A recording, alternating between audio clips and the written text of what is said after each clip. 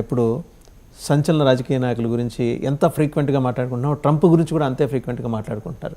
ఆ మాటకు వస్తే దేశం మొత్తం మీద ప్రత్యేకించి 2 తెలుగు రాష్ట్రాల్లో నిజంగా ఆయన జనవరి 20వ తేదీన అధ్యక్ష బాధ్యతలు చేపట్టగానే తీసుకోబోయే సంచలన నిర్ణయాలు ఏమైనా ఉన్నాయా? వాసు గారు, ముందుగా మీ టీవీ ద్వారా ప్రేక్షకులందరికీ నమస్కారం. చక్కని ప్రశ్న వేశారు. తర్వాత ముందు మీరు అన్నారు కదా, ఉత్కంఠతో ఎదురు చూస్తున్నారు.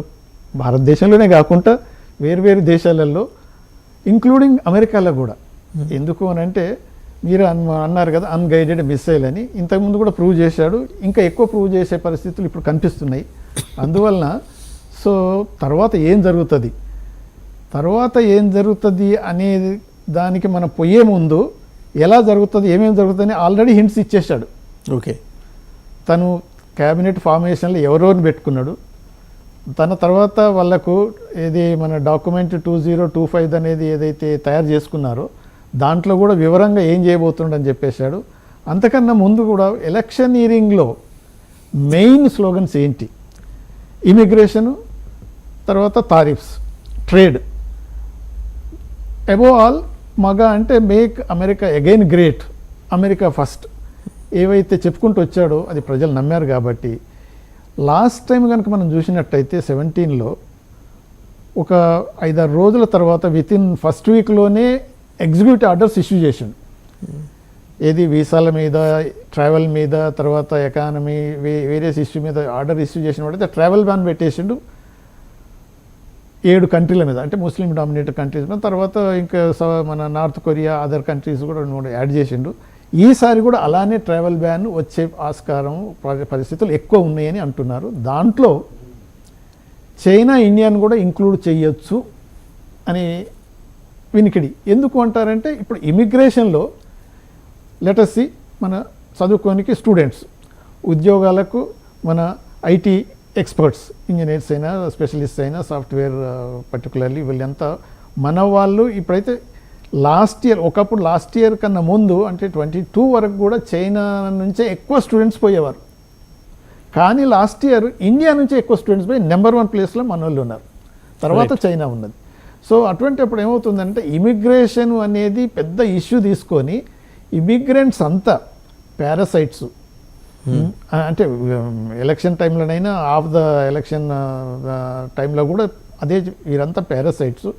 దే ఆర్ అంటే మీ ఉద్యోగాలు లాగేసుకుంటున్నారు, మీ బంగ్లాలు తీసేసుకుంటున్నారు, మీ కార్లు. అంటే మన వాళ్ళు అక్కడ చాలామందిని చూసినట్టయితే ఎగ్జిబిషనిజం కొద్దిగా ఎక్కువ ఉండి మంచి ఇక టెస్లాలు, అదే ఒక న్యూస్లో వచ్చింది, ఇండియన్ టెక్కీస్, తర్వాత ఇండియన్ బిజినెస్ మెన్ అమెరికాలో ఉన్నారు టెస్లా కార్ల కంటే తక్కువ లేరు.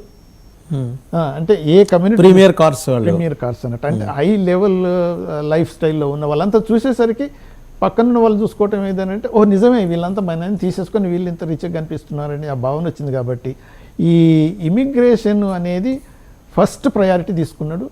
ఇక ఎకానమీ అనేది డెఫినెట్గా ఆ తారిఫ్స్ అనేది ఏదైతే ఉన్నాయో దాని మీద కూడా స్పెషల్గా 20వ తారీఖు నాడే ఎగ్జిక్యూటివ్ ఆర్డర్స్ వచ్చే అవకాశాలు ఎక్కువ కనిపిస్తున్నాయి. దాంట్లో ట్రావెల్ బ్యాన్ రావటం, తర్వాత ఇమిగ్రేషన్ మీద ఎటువంటి చర్యలు వస్తున్నాయో అంటే చాలా వస్తున్నాయి. ఇమిగ్రేషన్ అనేది ఏంటంటే ఇప్పుడు వీసాలలో స్టూడెంట్స్, తర్వాత ఎంప్లాయీస్, తర్వాత బిజినెస్, వీటన్నిటిని కూడా చూస్తే అన్నిటి మీద కూడా రిస్ట్రిక్షన్స్ పడబోతున్నాయి అనేది మాత్రం తెలుస్తూనే ఉంది. అయితే ఎంతవరకు పడుతుంది, దానివల్ల ఎంతవరకు మన వాళ్ళు ఎఫెక్ట్ అవుతారు, ఇండియన్స్ ఎంతవరకు ఎఫెక్ట్ అవుతారు, తర్వాత ఇండియాలో ఉన్న దానికంటే మన తెలుగు రాష్ట్రాల వాళ్ళు ఎలా ఎఫెక్ట్ అవుతారు అనేది మనం ఒకసారి మనం చాలా ఫ్రైటనింగ్ ఫ్యాక్ట్స్ చెప్తున్నారు. అంటే వినటానికి కొంచెం భయం వేస్తుంది. ఇప్పుడు మన పిల్లలు అక్కడ చదువుకుంటున్నారు, రేపు క్రిస్మస్ హాలిడేస్ ఇస్తారు, వాళ్ళు they have planned their journey already ఇక్కడికి వద్దామని. వచ్చిన తర్వాత వాళ్ళ మిగిలిన కోర్స్ కంప్లీట్ చేయడానికి తిరిగి వెళ్ళడానికి వాళ్ళకి అవకాశం ఉంటుందా? ఎందుకంటే 1 నెల వెకేషన్ మీద వాళ్ళు వస్తారు, తిరిగి వెళ్ళే అవకాశం ఉంటుందంటారా? చక్కటి ప్రశ్న అడిగారు. ఎందుకనంటే ఈ వింటర్ క్రిస్మస్ బ్రేక్లో చాలామంది అంటే ట్రావెల్ చేయడానికి ప్రయత్నాలు చేస్తారు, హాలిడేస్ని ఉపయోగించుకొని ప్రయత్నాలు చేస్తారు. అయితే ఇప్పుడు మేజర్ ఇన్స్టిట్యూట్స్ లైక్ అంటే మెస్సూట్ ఇన్స్టిట్యూట్, MIT లాంటివి కానీ, తర్వాత న్యూయార్క్ యూనివర్సిటీ కానీ, కాలిఫోర్నియా యూనివర్సిటీ, వాళ్ళందరూ అడ్వైజ్ ఇచ్చారు సీరియస్గా. ఏమని ట్రంప్ 20వ తారీఖు నాడు ప్రమాణ స్వీకారం చేయబోతున్నాడు కాబట్టి మీరు 19వ తారీఖు లోపలనే అమెరికాలో ఉండాలి. ఒకవేళ ఆ డేట్ దాటిపోయిందని అంటే మీ ఎంట్రీ డిఫికల్ట్ అయిపోతుంది.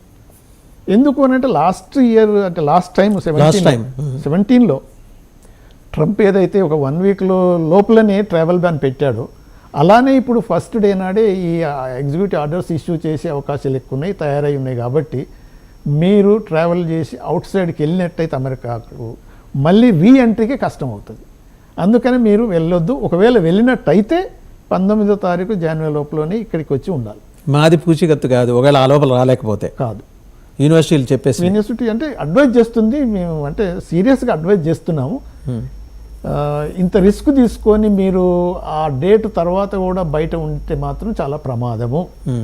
అంటే ఇక అది క్లియర్ అన్నట్టు. అంటే ఇప్పటి వరకు ఏదో వచ్చేసింది ఆర్డర్ని కదా, ఆర్డర్ వచ్చేది ఎప్పుడు ఆయన తీసుకుని ప్రమాణ స్వీకారం చేసిన తర్వాత సంతకం పెడతాడు. ఆ రోజు సంతకం పెట్టచ్చు, పెట్టగానే ఇమీడియట్గా ఇంప్లిమెంట్ అవుతుంది. The next moment he may sign. అది అయితే ఏమైందంటే లాస్ట్ టైం ఇంపోజ్ చేసినప్పుడు స్టూడెంట్స్, తర్వాత స్కాలర్స్, తర్వాత ప్రొఫెసర్స్, స్టాఫ్ ఆఫ్ వేరియస్ యూనివర్సిటీస్లో కూడా ఫారినర్స్ ఉంటారు కదా.